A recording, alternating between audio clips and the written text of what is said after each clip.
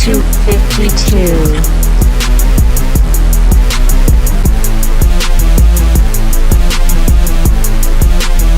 Oh, welcome, Pat. Ta-da. There he is. Look at that man. It's the man. The third wheel. What is up, brother? Can we do a How you guys screen been? or anything? No, you can't. No? All right. You're just going to be small in the corner. Man, I'm good, bro. How you doing? Just got home. Got some stuff to do, but I figured I'd check in, see how you guys were. Oh, man, we all chicken but the beat, baby. I know you work with a lot of Warriors fans, being one yourself. Is that who you're rooting for? Oh, no. Dude, I am such a Kevin Love fan. I like skinny really? white boys. No, come on.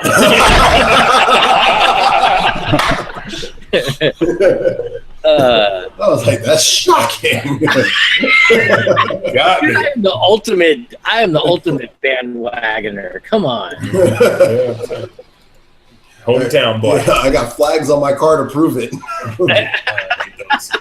Looking like the presidential diplomatic community. Diplomatic flags. I hate those. Diplomatic community. Diplomatic community. It's been revoked. Oh, that was when Mel Gibson was Mel Gibson.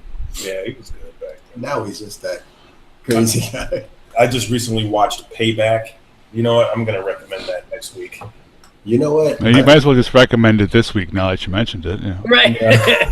Well, you might take it back. It's not on Netflix, though. Oh, well, fuck that then. Ralphie D recommends Blockbuster Video for all your alternative film needs. And video game rentals. I just watched John Wick 2. God damn, that's a good movie. So good. So good. It's a little, it leaves you a little breathless. I'm like, ooh, that's a lot of killing. A lot of killing. I'm gonna have to check those out. The game we're playing, like, it's Payday, and you're doing these heists and stuff. And one of the characters on my team half the time turns out to be John Wick because they did some kind of cross-licensing deal. So I'm like, wow, that guy kicks some ass. I might have to watch his films. You know. You should. I think John much. Wick might be better than Neo when it comes to the shit that he can do. It's crazy. Here's the question. If you were a famous dude and you needed a bodyguard, and you can either have James Bond, Jason Bourne, or John Wick, who would you pick? Well, if this was 1960, I'd pick Bond. Oh, man, you know what we forgot to mention, too? Rest in peace to Roger Moore. We need to shoehorn that in. I mean, that was my Bond when I was growing up as a kid. That was Bond, and I remember when Timothy Dalton took over, I was like, this isn't Bond. And that's how my dad was when Roger Moore took over. He's like, who the fuck is this guy? It's not Bond. Yeah. Sean Connery's Bond. And then even in the middle of Roger Moore's run as Bond, they put Sean Connery back as Bond, and then Roger Moore came back. Well, that was a bootleg Bond. That one didn't count. They were doing some shady business there. But see, now you know what it's like to feel like to be a Doctor Who fan. You just have to amplify that times 12 instead of times 4. Like, who's this? Oh, not another new guy. Come on, man. I just got used to the last guy. Yeah. See, I don't know the name, but the Doctor Who that was the one that I remember was with the big curly... The afro and the scarf, right? And the Yeah. scarf. Yeah, that was Tom Baker, most people's most recognized Doctor Who. Yeah.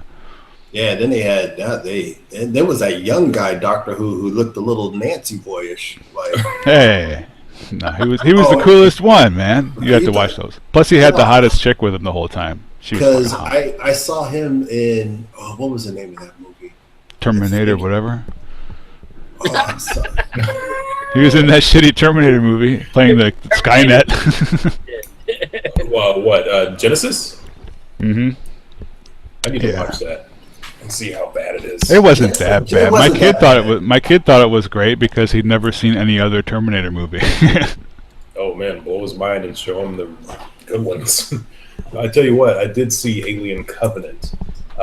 It is a sequel to Prometheus. I didn't see that. Basically, it's how the MCU started, where they're at now, and basically as a studio putting out movies. They haven't put out a dud yet.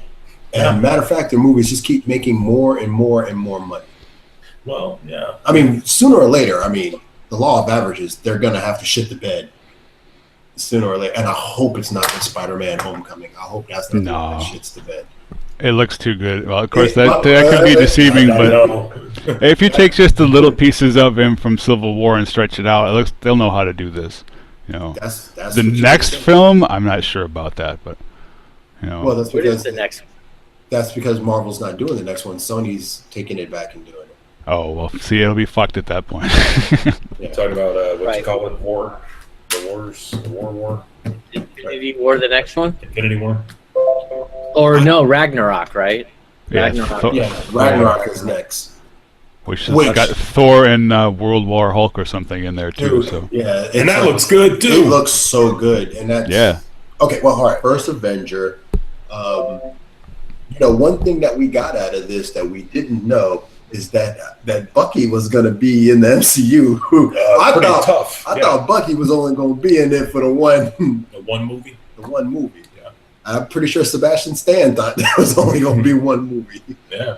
but no. that's what he gets for being the Dark King or whoever, right? The Black King, Sebastian Stan. Oh, No, Sebastian Shaw. There you go. Sebastian No. Shaw. But wait, no, but he was Darth Vader. What the fuck is going on here? Yeah. No, I thought he was the lead singer of what was that? Poison. Well, it's Skid Row, Sebastian Bach. Yeah. Oh, No, so- but he hung out with Mozart. Wait, I don't know what's going on. Wait a minute. I thought he was under the sea.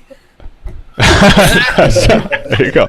Wait, no, wasn't he the guy who was the butler for Uncle Bill?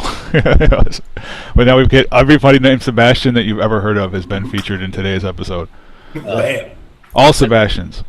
That makes for some good tags on the YouTube channel, right? Yeah. There you go.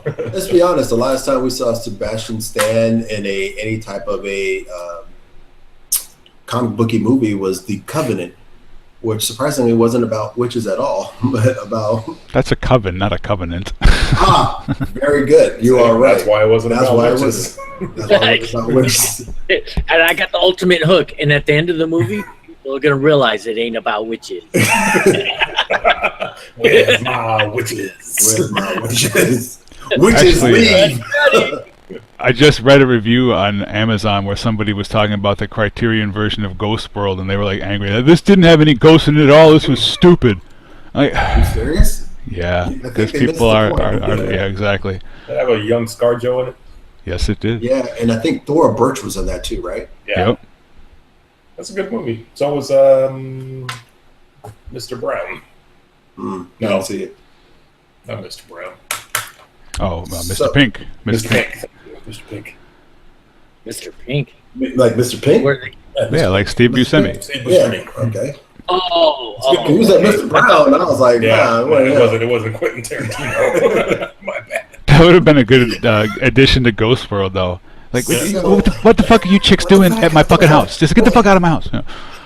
Did you see a sign on the door that said Oh. white girl stores? Speaking of Quentin Tarantino, I'm a shoehorn this in. I was listening to an interview with Jamie Foxx, and he was talking about he's always the best work he ever did is when he had these real tyrant directors that was like they had their vision, their thing.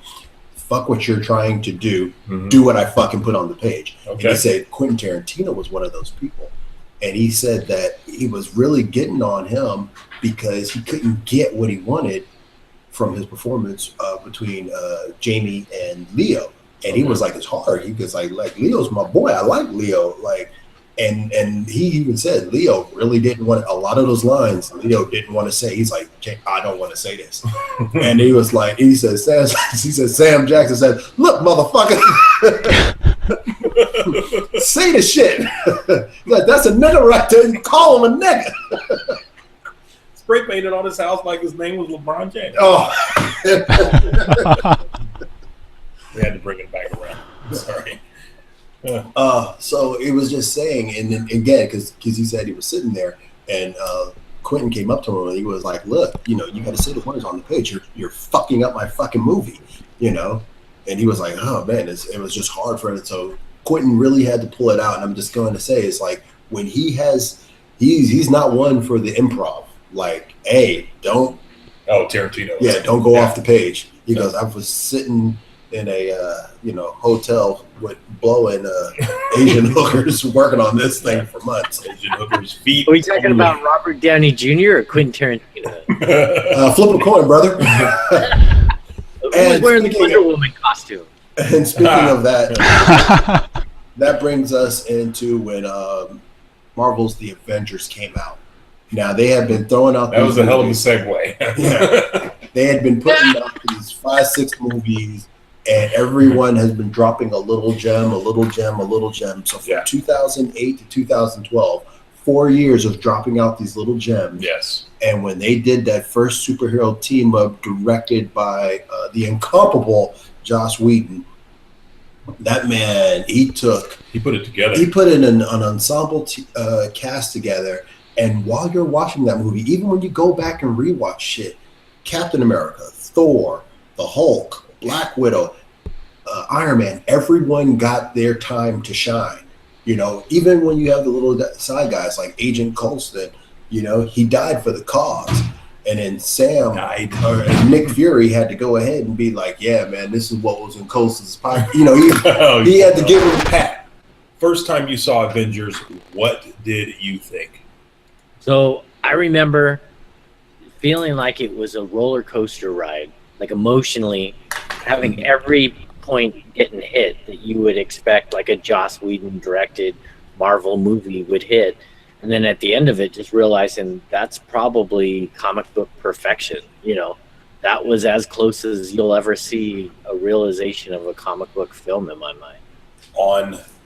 And the other thing is, I would have to piggyback on that. They weren't afraid of the colors. They didn't have to go with the dark tones. They didn't. I mean, Captain America was red, white, and fucking blue. He was out there. He was giving out the orders and stuff. And they're like, "Hey, why do we have to take orders from you?" And he did his little thing. And then the cop was like, "All right, you guys get back on fifth." Yeah. I felt it. Every emotion, just like you were saying, you could feel it. I noticed that with the new Spidey too. They have his red and blue are very vibrantly red and blue. They're not muted down at all. It's like they're almost fired up. Yeah, and if we're not getting too techie, from what I understand, it's like when they have those colors, they have to have artists that have to go back because those colors don't really pop. They have to go back, and they have to go back and color, put the color in. $1 million right there, bam.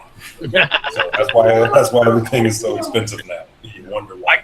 Why can't that's a pretty be green and purple? Yeah, that's a pretty simple adjustment to make. It's just tweaking a knob or whatever, but it's still somebody does have to sit there and adjust all the colors to make it the way which is why everything is like teal and orange now, because that's what the market wants. All the blue and orange. We don't want it. I don't know why they're forcing that on us. I'd rather have the green that the Matrix started to push for a while than the blue and orange. It's a little bit annoying. But I'm glad that green is gone, bro. Well, I'm glad it's gone too, but it was replaced by something worse. I'd rather have like the old natural scale where people looked like humans, but I don't think we're getting back there anytime soon. A little bit of controversy about Iron Man 3. People say that the Iron Man franchise dropped off a little bit with that. But it was directed by Shane Black. Shane Black, thank you. And one of his signature moves in a movie is to have Christmas in it. What's up with that, anyways? I mean, I've never read. He gets off in a Santa Claus outfit or something. I hope so. Then we would have something in common. Oh.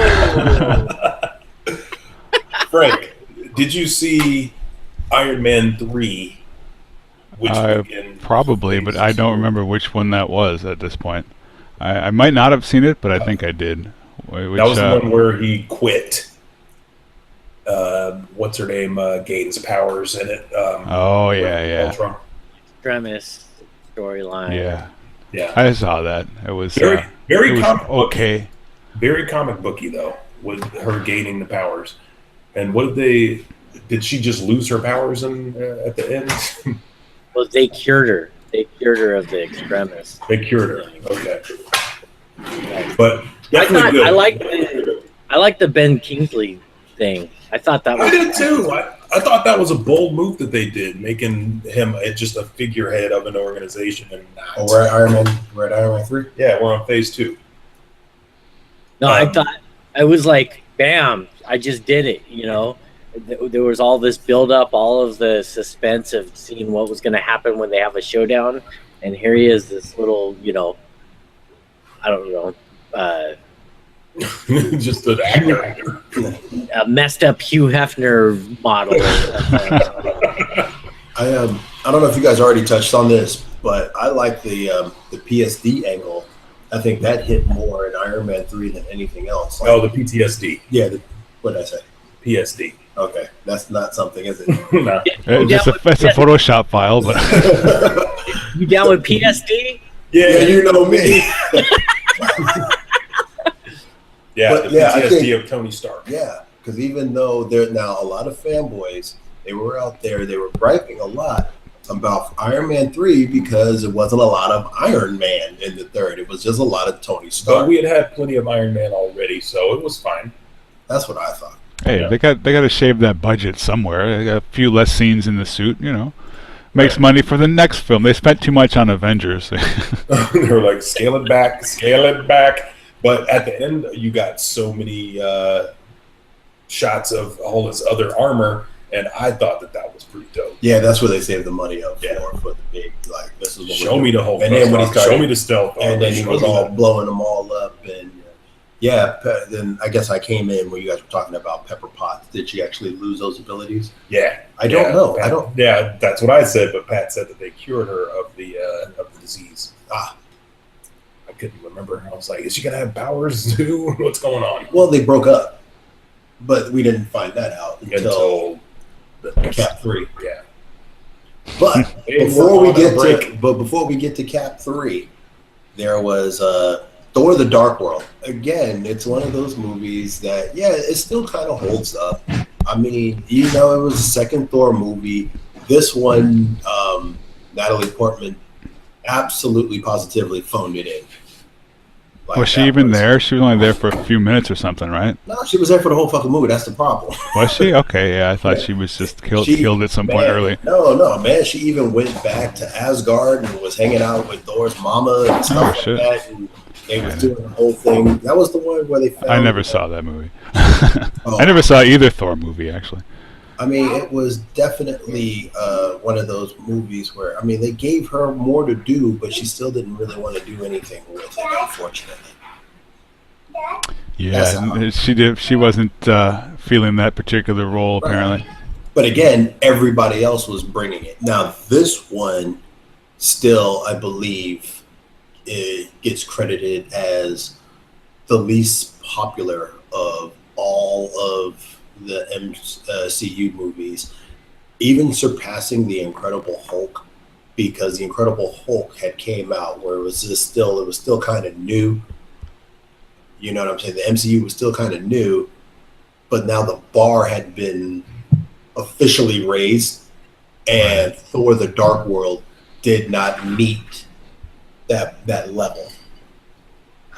Even to the point where one of that subplot for them was having the Infinity Stone, and people even forgot there was an Infinity Stone in the Dark World. They There was had a stone in the Dark World. yes. See, It they was had to Infinity hit. I'd say Thor: The Dark World is probably their biggest misfire. Well, yeah, that's again, and the reason why I say this again is because the bar had came up so high by this point Mm-hmm. that you can't. I mean, you're the movie that's coming right behind Iron Man 3, that was coming right behind the Avengers. So Right. it's like, and they keep giving Thor traditionally gets those October-November releases. So he usually has no competition. This is true. Everyone else, they're in the summer. All the other movies are in the summer. Yeah, and you can't not have Battling competition during the summer blockbusters, You put Thor at the end of the year after everything's calmed down. Mhm. And still, it was a little light. But then again, that swings us into, which for me now, probably my favorite Marvel Cinematic Universe movie. Howard the Duck.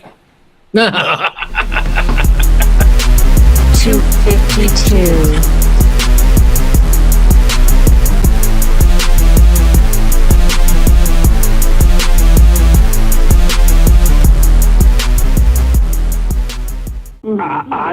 Pull yourself together.